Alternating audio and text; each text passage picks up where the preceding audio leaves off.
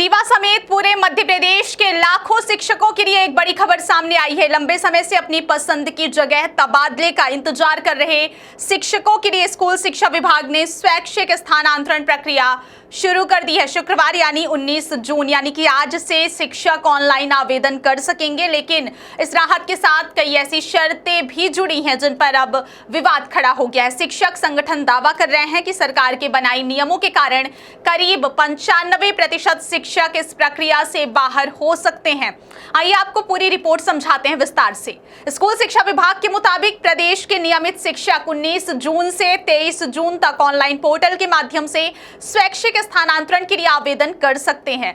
आवेदन की अंतिम तारीख 23 जून तय की गई है, जबकि स्थानांतरण आदेश 28 से 30 जून के बीच जारी किए जाएंगे। हालांकि इस बार आवेदन करने के लिए विभाग ने कुछ सख्त शर्तें लागू की हैं।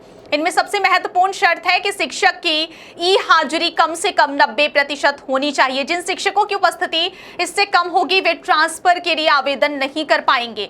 दरअसल यह प्रक्रिया एक दिन पहले यानी 18 जून से शुरू होनी थी, लेकिन विभाग समय पर रिक्त पदों की सूची पोर्टल पर अपलोड नहीं कर पाया। इसी कारण आवेदन प्रक्रिया को एक दिन आगे बढ़ा दिया गया। अब जैसे ही पोर्टल खुला है, शिक्षक आवेदन की तैयारी में जुट गए हैं, लेकिन दूसरी तरफ कई शिक्षक संगठन इस नई व्यवस्था पर सवाल उठा रहे हैं। शासकीय शिक्षक संगठन मध्य प्रदेश के कार्यकारी प्रदेश अध्यक्ष का कहना है कि विभाग की 90% ई हाजिरी की अनिवार्यता अधिकांश शिक्षकों के लिए बड़ी बाधा बन सकती है। उनका दावा है कि वर्तमान नियमों के कारण प्रदेश के लगभग 95% शिक्षक स्वैच्छिक तबादले के लिए आवेदन करने से वंचित रह जाएंगे।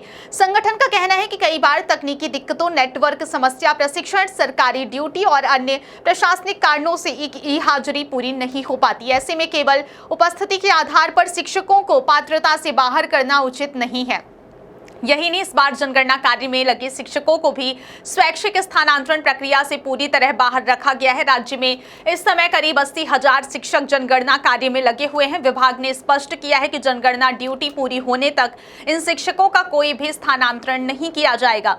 इतना ही नहीं, यदि किसी जनगणना ड्यूटी वाले शिक्षक का पहले प्रशासनिक तबादला आदेश जारी हो चुका है तो वह भी ड्यूटी अवधि के दौरान स्वतः निरस्त माना जाएगा। यानी एक तरफ सरकार तबादलों की प्रक्रिया शुरू होने को राहत बता रही है, तो वहीं दूसरी ओर बड़ी संख्या में शिक्षक खुद को इस प्रक्रिया से बाहर महसूस कर रहे हैं। शिक्षक संगठनों का कहना है कि हजारों शिक्षक वर्षों से अपने परिवार, स्वास्थ्य संबंधी समस्याओं और अन्य व्यक्तिगत कारणों से स्थानांतरण का इंतजार कर रहे हैं, लेकिन नई शर्तों ने उनकी उम्मीदों को झटका दिया है। संगठनों ने सरकार से मांग की है कि ई हाजिरी की 90% अनिवार्यता में व्यवहारिक छूट दी जाए। साथ ही जनगणना ड्यूटी पर लगे शिक्षकों को भी विशेष परिस्थितियों में तबादले का अवसर मिले, ताकि वास्तविक जरूरतमंद शिक्षकों को राहत मिल सके।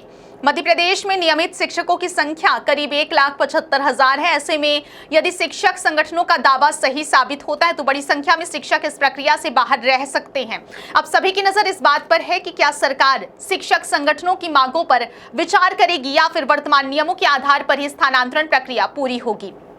फिलहाल आवेदन प्रक्रिया शुरू हो चुकी है और शिक्षक 23 जून तक ऑनलाइन आवेदन कर सकते हैं, लेकिन 90% ई हाजिरी और जनगणना ड्यूटी जैसी शर्तें इस पूरी प्रक्रिया को लेकर बहस का विषय बन गई हैं। अब देखना होगा कि सरकार इन नियमों में कोई राहत देती है या नहीं, क्योंकि प्रदेश के हजारों शिक्षक अपने तबादले और परिवार के साथ रहने की उम्मीद लगाए बैठे हैं।